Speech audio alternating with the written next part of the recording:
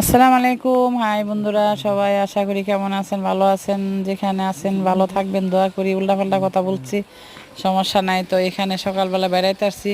তেলের পিঠা অল্প চিনি দিয়া, মানে মিষ্টি কম দিয়ে বানাইছে, বুলবুলার মতো খুবই স্বাদ। সকালবেলা খাইলাম বড় বাবির ঘরে।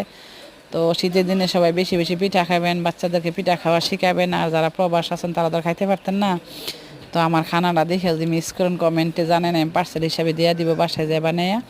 তো ভোরের কুয়াশা অনেক সুন্দর এবং দেখতে অনেক ভালো লাগে, কিন্তু শীত ঠিক আছে। তো শীতে আমার কাছে অনেক ভালো লাগে। আমি আর আল্লাহর কাছে দোয়া করি যে আল্লাহ সবসময় শীত থাকতো, খায়া শান্তি বয়া শান্তি। কি বলেন, আপনার কাছে কেমন লাগে তা জানি না, কিন্তু আমার কাছে অনেক ভালো লাগে শীত।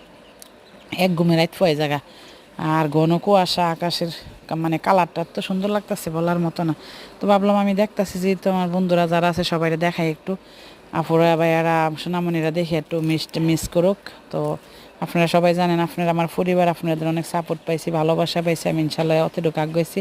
আমি দোয়া করি আপনারা সবসময় আমার পাশে থাকবেন, আমাকে সাপোর্ট করবেন, আমার আইডিটা সবসময় ফলো করবেন, সাবস্ক্রাইব করবেন, বন্ধুদেরকে শেয়ার করে দিবেন। ভালো থাকবেন, সুস্থ থাকবেন, বেশি বেশি